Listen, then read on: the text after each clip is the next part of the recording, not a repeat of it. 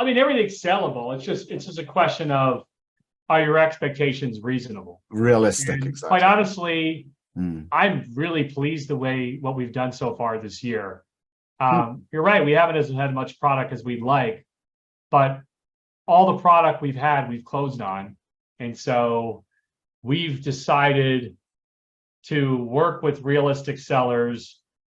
And when we're not busy, find more of them versus trying to market stuff that you'll never meet their expectation. I mean, it's all saleable. That's not the question.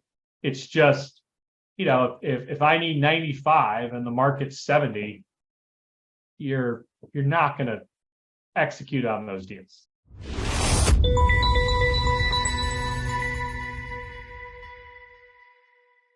Hi, Adam Gower here, founder of gowercrowd.com and host of the Real Estate Reality Show on YouTube at youtube.com/gowercrowd and on good podcasts everywhere. Welcome to this week's episode of the Real Estate Reality Show. My guest today is Jon Winick, who is CEO of Clark Street Capital.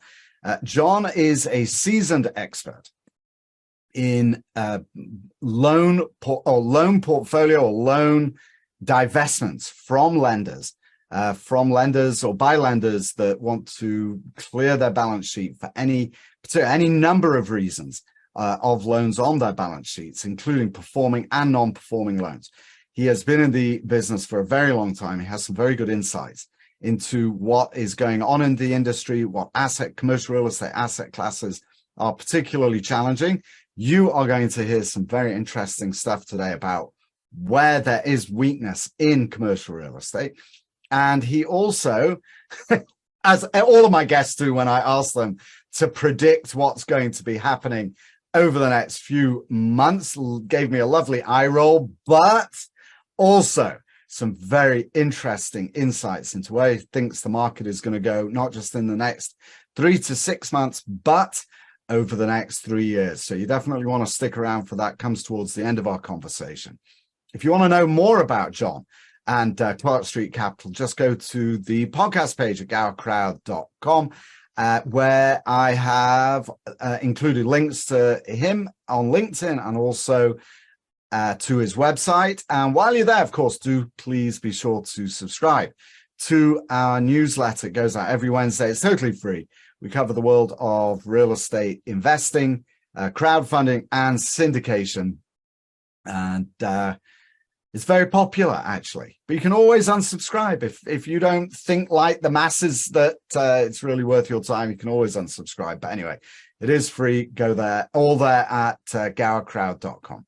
All right, let's move on. Jon Winick, CEO of Clark Street Capital. In this week's episode of the Real Estate Reality Show, here he is. Jon, good to see you. Thanks so much for joining me. It's been a while, and I know you said somebody mentioned that they tuned in to the last time we did this podcast in 2021. Oh my goodness, the world has changed an enormous amount since then. Let me start off actually just at the top here.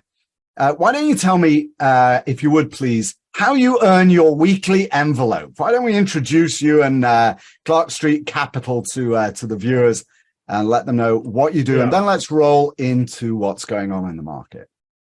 Well, I wish it were a weekly envelope. It's probably a monthly envelope because we work on a lot of very interesting transactions, but we get paid less frequently than weekly, but we do have a nice business. Our primary source of revenue is we get paid to sell loan portfolios, and I'm confident that we're the best in the world at selling small balance commercial portfolios, things like hospitality, office, medical office, SBA, as well as consumer. We're doing a HELOC pool we're launching this week. Got another $13 million deal we're launching next week, and we took final bids today on a $125 million pool. So it's been a good time for our business. Having said that, it's not an easy time. It's always difficult to do deals when rates are elevated. Much easier to do when rates are lower or heading lower. So Well, hang on. So I'm actually going to interrupt you there, if you don't mind. So that it's difficult to do them when the rates are higher. Is that because? So first of all, you do. I noticed on your website you do performing loans and non-performing loans. If you've got a performing loan portfolio that's chugging along with a weighted average coupon, a whack of whatever 4%, and you're in a 7% world now, how does that work? I mean, are banks selling these performing loan portfolios at discounts, or like what are you seeing, John, in the market? Yeah, well, like as I said, for a lot of times in our history, we'd be selling legacy loans that would be priced significantly better than what you could originate at. And today, the situation is the opposite. So you have an awful lot of banks that have, in some cases, 3% loans on their balance sheet, 2% in some cases, their residential mortgages. And obviously, you can originate those loans at much higher coupons. And obviously, banks are issuing CDs in the 5s. So it doesn't make sense to purchase loans like that at par. I was actually having lunch with a small publicly traded bank, and he just told me they had to recently turn down a big opportunity because they would either have to sell securities and take a loss, or borrow at expensive rates in the 5. So it's always easier to do deals when rates are lower. And keep in mind, nobody wants to sell a loan at a loss, particularly a bank, particularly a performing loan at a bank. And when the coupons are at 4%, 5%, you really can't get par. But there are circumstances. I mean, we're working on a CRA pool right now, and the weighted average coupon is in the mid 5s, and we're actually getting a premium execution. But that's a very unique circumstance because the purchaser needs CRA loans and needs CRA credit. So they're overpaying for strategic reasons. Yes, CRA is very specific type of asset, isn't it? Just define what that is real quick. Community Reinvestment Act. Right. Banks are required to make loans in their community. Qualified CRA loan is either an SBA type project, which is automatically eligible, or it's in a low to moderate income census tract, or the borrower is a low to moderate income borrower. And those loans can be highly coveted because they're hard to find. It's hard to find good credits when you're dealing with a low to moderate income borrower, for example. So banks will pay up for eligible CRA. Right. And the key point there is that they are mandated to have a certain proportion of them, so they have to have them. It's not like there's a choice. Correct. And that goes back to the 70s and redlining and banks literally looking at a map of a city like Chicago and refusing to make loans in certain areas, obviously disproportionately minority. And they had a way of keeping people down. And so I think there are flaws with CRA, certainly, but the concept has some merit. All right. So what are you seeing actually in the market, John, in terms of what banks are doing, particularly as it relates to commercial real estate, the lending that they've been doing and their activities regarding divestments and non-performing, underperforming, et cetera, et cetera? What are you seeing is going on with banks' CRE portfolios? I mean, everybody's doing less. Everybody's looking at their portfolio carefully, seeing which loans and relationships are transactional. A transactional relationship without deposits is, very unpopular right now at banks. And commercial real estate lending certainly can be transactional. So I would say across the board, I can't recall the last time I heard that a bank is now entering a new area, i.e. getting into senior housing lending or something like that. What you keep hearing is we're getting out of this, we're getting out of that.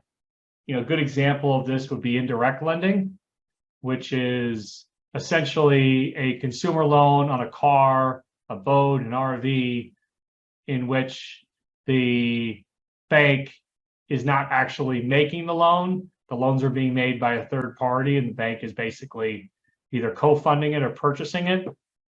Those have no relationships, no deposits. So banks are basically getting out of all sort of transactional type lending relationships. Not all, but lots of them. So And what's short happening answer, everybody's lending less. Right. So in terms of what they're lending and pulling back, and we should talk about this. You've recently been talking about banks getting smaller and some other issues. But in terms of the existing commercial real estate loan portfolios, are you seeing much? Are banks that you work with seeing much distress, and how are they dealing with it? Well, it's coming, but it's slow. In the most recent second quarter, which was a very high profile quarter for banks, being the first quarter, full quarter after the banking crisis in March, the four largest banks saw an 8% increase in their non-performing assets. There was a material increase in their charge-offs, and there was a 50% increase in their provision expenses. Having said that, there were banks that didn't show NPA increases at all, and I think some of that was earnings management. There was the NPA being non-performing assets. Yeah. There was an effort by banks to make the second quarter look as good as possible, given the existential issues going on amongst regional banks. So, having said that, defaults continue to creep up gradually. One of the things we did on our webinar last week is, if you look at the rate environment, it's really going to impact commercial borrowers the most. Only 11% of consumer debt is floating rate debt. So you think about it, what's the largest debt you have? Your mortgage. What's the second largest debt you have? Probably your car loans. And those are generally fixed rate. Now you look at commercial loans, Fifth Third in their earnings put together a nice graph, which I could share with you. And it showed the entire duration and interest rate mix of their consumer and commercial portfolio. And basically, the vast majority of commercial loans are either floating rate loans, or the terms are short enough that they will be subject to higher interest rates. So it seems obvious to me that the problems you're going to see in this cycle are going to start on the commercial side. Having said that, the commercial borrowers got an awful lot of bailouts from various stimulus programs. So many of these borrowers have a lot of excess liquidity to manage the higher rates. But at some point, they will need a new lender, and that's likely to require a significant payoff of their existing obligations. Pay down of the loan balance, right? Cash Correct. in refinance, as it's commonly called. Now, but now you talked about it being an existential crisis for regional banks, which that's not insignificant. So what's going on with regional banks? I just think this was a hotly anticipated earnings period for regionals. And there was obviously so much noise from short sellers and bears who, in my opinion, were acting illegally and irresponsibly in, essentially shouting fire at a crowded movie house and, trying to create runs on banks. And I think the market generally received the earnings from the regional banks quite well, because for the most part, deposits stabilized. Now, deposit costs went up significantly, but deposits stabilized. And so the market received those earnings fairly well. But yeah, certainly there was a concern that the earnings from a month ago would lead to a whole round of new trouble banks and failures, and that has not happened, fortunately. Right. Now, just to quote you back to yourself again, right? Because this is contradictory a little bit. I asked you, is there trouble with the commercial real estate loan portfolios of banks? It's coming, but it's slow, you said. So if banks are able on the quarterly basis to make their their results look decent enough so that they don't fail, and it's no longer existential, what is coming down the pike, Jon? Are you expecting to see a lag from all the interest rate increases and maturities, commercial real estate loan maturities that are headed towards us? What's going on? I mean, what's your prognosis over the next few months? Yeah, I do expect significant problems. I think a big issue, which we touched on earlier, is the pulling back of lending amongst all banks, not just the regional banks. We learned today that both Starwood and Blackstone were essentially shutting down all new commercial loan originations in their mortgage rates. And when financing starts to dry up, what happens? Valuations go down. The refinance market for a maturing loan becomes more grim, and that in itself creates more problems.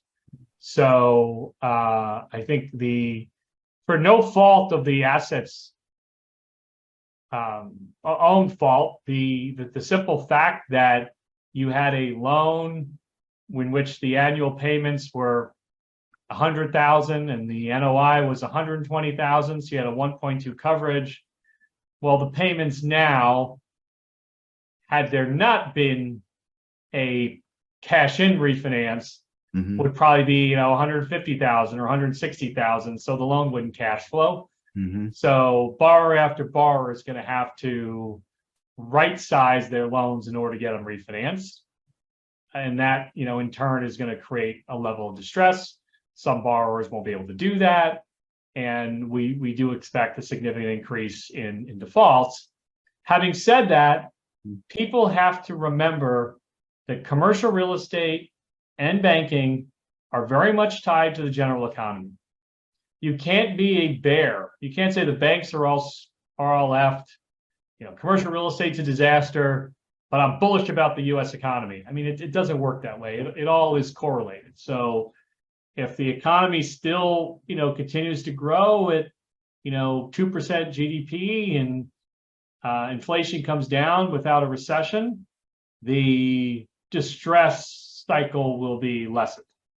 If we have a recession, then certainly it could get pretty ugly. But there's still going to be a fleshing out of loans that simply will not be able to perform because of their DSCRs, the way they were underwritten, and that sponsors will be unable to bring the cash to pay down the loans. Are you not anticipating? You went through the GFC, you know exactly what happened last time. What do you think is going to happen this time? I think a lot of extend and pretend. I think there'll be an understanding that if you don't sell the loan, the workouts are going to be elongated. The lazy 2021 workout in which you put pressure on a borrower and they pay you off in 3 to 6 months with the credit union, that's gone. So banks should work with their customers, and it would benefit us if they sell every single loan. They're not going to do that. Right. And so naturally, originators, owners of loans are going to have to accept the fact that they're going to be in this relationship for 3 to 5 years. It's not going to be a 1-year hold or something. Well, so here you make this point. You see, this is very interesting. So the Fed is, regulators are encouraging banks to work with borrowers and to extend and to negotiate, right? Essentially solutions to keep them on the bank's books. So why are they doing that this time? During the global financial crisis, the first thing that happened was every bank had to market their portfolios. Like, how bad is this? Regulators wanted to know. And that act alone caused a lot of banks to fail because they didn't have the equity they needed to cover, negative balances and et cetera, et cetera. Why is it different this time that regulators are encouraging borrowers, encouraging banks to negotiate with their borrowers. And don't you think that that is, what exactly is going on? How long does the runway have to be for that strategy to work? Well, I mean, technically in the global financial crisis, the portfolios weren't marked to market per se. But if the loans were in default and the banks got appraisals, those appraisals came back lower, they'd have to write the loans down. So yes, they did take significant provisions and charge-offs. And I think the playbook this time around is very similar. I mean, the prudent commercial real estate workout guidance from 2023 is almost exactly what it was in 2009. I mean, I did a red line on it, and the differences were mostly cosmetic. The same principles apply, and the basic principle is, look, it's not your fault that you own this commercial property and you did the loan for $1.5 million, the property was worth $2 million, and now the loan's worth $1.2 million. It's not your fault. It was something outside of your control, prices fell. And so the idea was, if the borrower can make the payment and show that the borrower can repay the loan, that is a win-win for everybody involved. And we won't necessarily force you to downgrade that loan if the borrower has ability to repay the loan. So there's this big emphasis on the borrower's ability to repay, not so much the decline in collateral value. Why it worked better in 2008 is, after the financial crisis, we had another round of record low interest rates. So you had a lot of properties that could service their debt, albeit at maybe interest only or something of that effect, but they were underwater from a collateral standpoint. This time around, at least based on where appraisals are right now, the properties aren't necessarily underwater, but they can't make the loan payments. So the emphasis of borrowers' ability to repay becomes much tougher in an environment where the average commercial rate is 8%, versus 4 or 5% for a few years ago. So I do think they're pretty much mirroring the same playbook from the financial crisis. The update to the prudent workout guidance was a way to re-educate banks on workouts, since many had forgotten to do them. Expect to see a lot of these A-B structures where you have an A loan that's performing and a B loan that's fully charged off. So in that earlier scenario, perhaps that $1.6 million loan is now $1 million loan that's performing, that the borrower is making regular payments on. And then there's a $600,000 loan that's fully charged off, but continues to earn interest. So if the market recovers and prices come back up again, and the borrower seeks to sell the property or refinance, all that debt comes due. Right. They call those hope notes, right? Yes. But I mean, I don't know the statistics on them, but there certainly were a lot of hope notes that got paid off in part. So what are you actually seeing with commercial real estate? I mean, it just surprises me that you're not seeing more. I had a look at you again on your website. You've got existing loan packages that you're selling.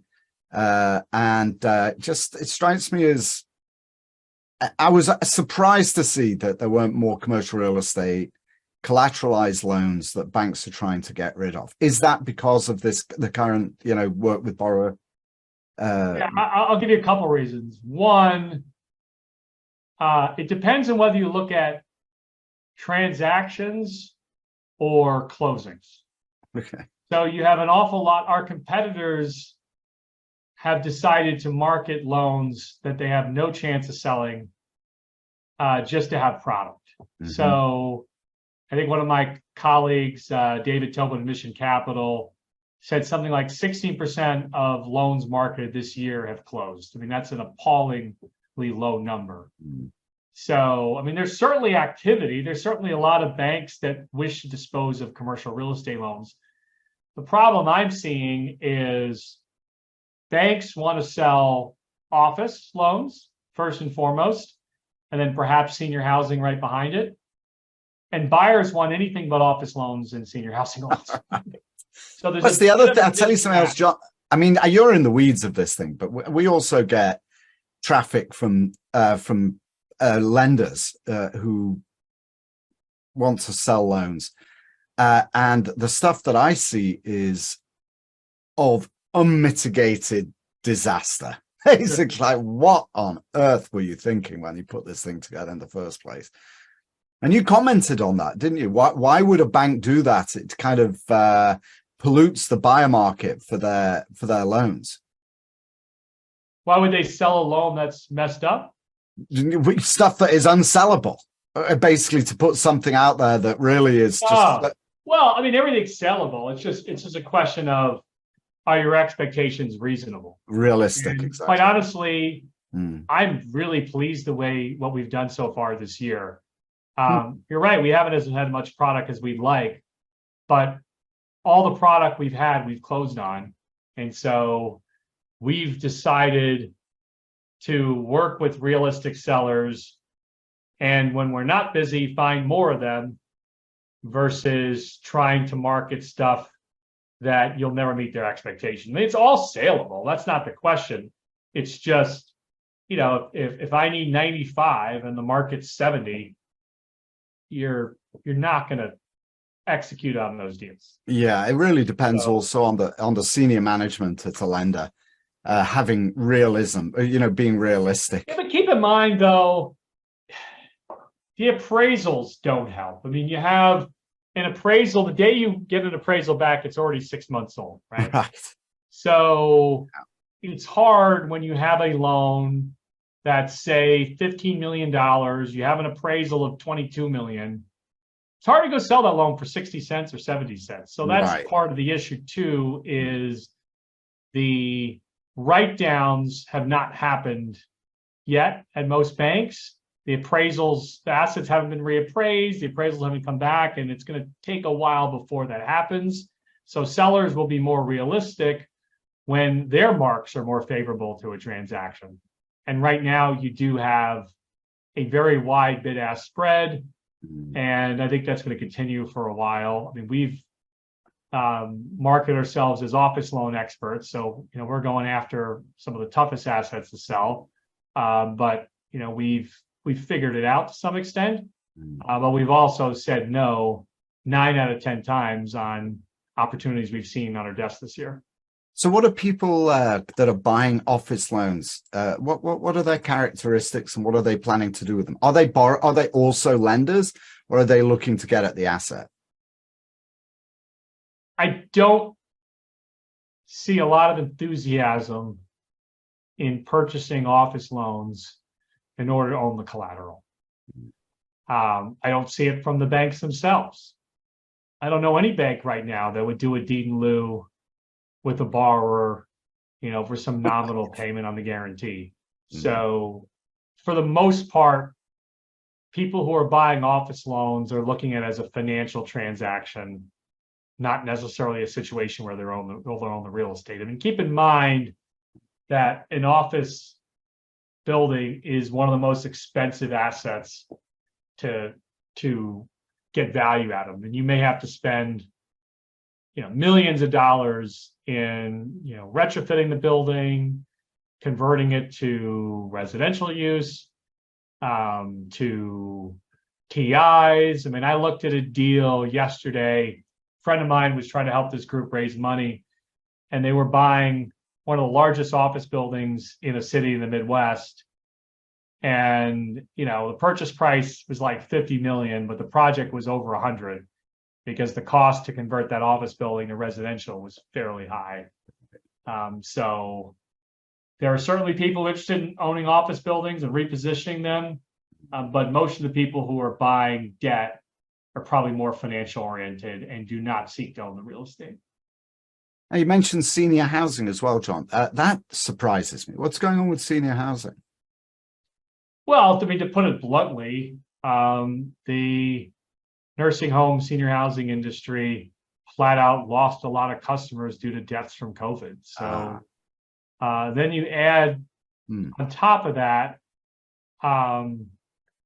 the negative PR from the COVID experience, and it certainly probably lowered people's opinion of senior housing. You add massive wage inflation. It is almost impossible for someone to own a senior housing building without contract labor, and contract labor is typically twice as expensive as non-contract labor. So you have a somewhat declining census, big increases in operating expenses, and the COVID stimulus, which was a boon to many of these properties, is gone. So it's a particularly tough space. It's also very much a niche lending class where, if there's 100 banks that lend on commercial real estate, 10 probably would lend on a nursing home, for example. So it's definitely something that was a niche to begin with. And so certainly, niches like that, it's a lot easier for them to lose access to credit. And certainly some banks are pulling out. And we've been successful in selling senior housing, nursing home loans recently. But it's a more difficult sale than, say, an office building or any other more core commercial real estate. And in those cases, are buyers looking for a pathway to the asset, or is it strictly financial? They just want a coupon clip and hope the thing goes well. It's very difficult. It's the only lender I'm aware of that actually forecloses on a nursing home is HUD. So it's rare for an owner of the debt to end up owning the real estate. Well, hang on a second. So just for me to understand, so you sell to other financial institutions, you primarily not non-financial institutions that are looking for access to the real estate, looking for discounts on non-performing loans so that they can foreclose and get access to the real estate. Well, I think that I'll make an exception. So people who buy distressed residential mortgages, you've seen one single family home, you've seen them all. So I think a lot of them are very happy to own the house. But for commercial real estate, it's certainly different. There are regulatory license issues with owning, say, a nursing home or a other type of senior housing like an ALF or something like that. And so it's harder to buy them to own the real estate unless you're already a licensed operator. So it would have to be a licensed operator who would pursue a loan dome strategy. It's interesting that you say that, actually, because my experience of selling non-performing loans, not as extended as you by a long shot, but fairly extensive anyway, is that the buyers that I found were almost always after the asset. So the people that were looking, I don't actually remember doing senior housing, but hotel loans, for example, multifamily loans or office buildings, it was always, or warehouses, industrial, it was always somebody that wanted the real estate. They were looking to get to the real estate through a discounted loan purchase. Yeah, I break up the distressed loan buying community into three camps. One I call professional loan buyers, one I call special situation buyers, and then I would put this group into the loan to own camp. But the loan to own camp has a very limited scope, right? I own apartments in Chicago. I'm only interested in loan to own distressed multifamily buildings in the north side of Chicago. And certainly there'll be opportunities, but that's a small segment of the entire loan sale universe. And very often you're right. A person who's looking to buy the real estate could often be an attractive bid to purchase the asset. But sometimes they're not, for a few reasons. One, the institutional buyers have lower cost of capital. Two, the loan to own buyer often realizes that, oh my God, I'm not going to own this real estate right away. This borrower could file bankruptcy. I've got to get a receiver appointed. So sometimes the hassle factor will scare away the loan to own buyer, whereas the professional loan buyer is prepared for any possible outcome, be it a discounted payoff, a full par payoff, an REO situation, a bankruptcy, and so on.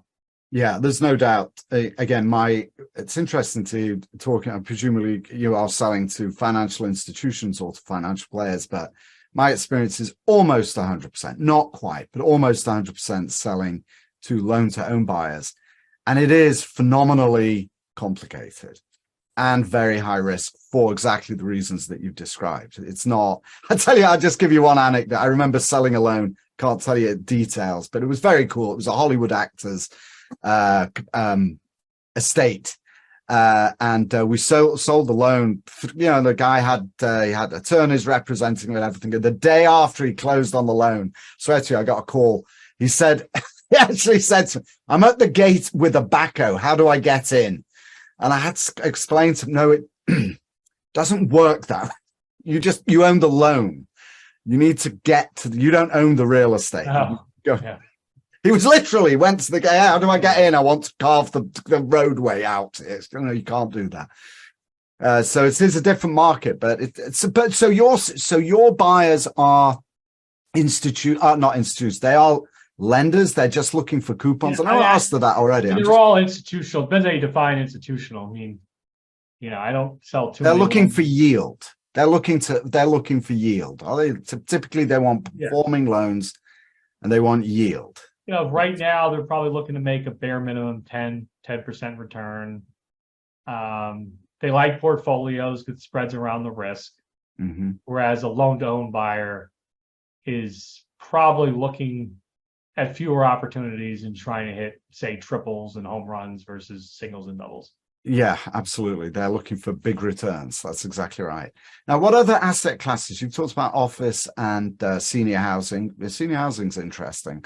What other asset classes over the next few months you're anticipating not doing too well, and which you think are better insulated? I don't think it's really asset class per se. It's leverage per se and timing per se. So if you have a loan maturing today with a borrower that's got other issues, it's going to be very difficult for that borrower to refinance. And obviously we talked about the rates are up, so the payment goes way up.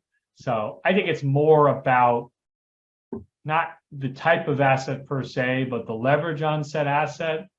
And, when that asset comes due, or whether it's a floating rate or fixed rate loan. Obviously, the advantage of a fixed rate loan is ostensibly the borrower is already at a debt level they can service. Mm-hmm. The problem, there's always a winner and a loser on the trade, right? If someone has a below market fixed rate asset, the winner is the borrower and the loser is the person stuck with the paper, right? Mm-hmm. That's why a lot of these banks are stuck with these 3% mortgages. There's always a winner and a loser in every trade. And, those situations, the risk is actually the opposite. You expect the borrower to repay, and you don't expect the borrower to refinance. So you could be stuck with that loan for 5, 7, 10 years. Mm-hmm. And if the coupons say 5% and your required return is say 10, you could do the math. It's going to require a pretty substantial discount for you to get your return. Mm-hmm. So we need to start wrapping up. But do you expect to? Because I was going to ask you to predict what's going to be happening with loans and loan sales. But I have a different way of asking the same question. Jon, are you planning to get busier in the coming months? And if so, how long do you think it's going to last that you're going to need to gear up? I am very optimistic about the next 3 years. I am less certain about the next 3 to 6 months. That's fascinating, really. What do you think is going to happen in the next 3 years? Do you think you're going to get busier? I think it's a very long, protracted cycle. It's all being set up for a multi-year liquidation versus let's pull the Band-Aid off now and just do it. And I think, you look at what they're doing with the securities portfolios. The banks are simply going to wait for those securities to pay off at par. They'll have some nice gains when that happens. And they're going to slowly build up their reserve levels so they can take the market bid. And I do think pricing on some unfavored assets like office will get better. I know of someone who bought a performing loan in Chicago for 42.5 cents on a performing office loan on a building in Chicago suburbs. So pricing can be quite severe for certain types of loans right now, particularly office and senior housing. And you're going to see more velocity when pricing gets better. When you need to have somebody buy an office building cheap, get a couple tenants in there, and refinance it at twice their basis. I mean, you're going to need to have a few wins like that before people become more comfortable investing in that space. And I'm not, I'm a bear on office, but I'm not an apocalyptic bear. I do think that there's more momentum to return to the office than not, but it is happening slowly. And an awful lot of companies are realizing they don't need the office space they have. And so it's going to be probably years before office truly bottoms out and stabilizes. And what would you do? What would you call this 3 to 6 month period of uncertainty? Why is it uncertain? Is it what's going on that makes it so uncertain, and yet give you the confidence that you can price discovery and basis realism that because you're going quarter to quarter and you're taking provisions, the basis on your loans is at a point where a loan sale will be, less of a capital impact on your balance sheet. If you got a loan at par and you're selling it for 60 cents, that's a pretty big hit. If you've written that loan down to 80 cents, you get a bit at a 7 handle. Well, that's a much easier pill to swallow. I think it's going to be a calm period in which, folks are getting in position to do more transactions. I don't think it's going to happen right away. Unlike the global financial crisis, which was like hitting a brick wall, right? As I recall, suddenly just went. Well, if you think about it, like it took a while after the global financial crisis before there were meaningful sales of portfolios. Probably at least 9 months or so. So when there's a crisis, people tend to not transact. And I think the banking crisis was actually not helpful for what I do because, it created a big distraction for banks. It created a whole set of issues, and the focus wasn't on the loan portfolio. Well, now the focus is coming back to the loan portfolio. Jon Winick, Clark Street Capital, superb weekly newsletter that you send out. I do encourage everybody to sign up for that. clarkstreetcapital.com, right, John? Yes. Thank you so much for joining us. Pleasure to see you again, John. Thanks. Thank you, Adam. I appreciate it. Take care. That was Jon Winick, my guest today, CEO of Clark Street Capital. You're going to hear deep insights into what goes on in the banking world, in the lending world, and where he sees the economy going and the opportunities for him and for others as the current recession, or not recession, but the current downturn starts to play out. Very interesting. He thinks it's a long tail, 3 years out before we actually stabilize again. It does sometimes feel like this is watching a slow moving train wreck.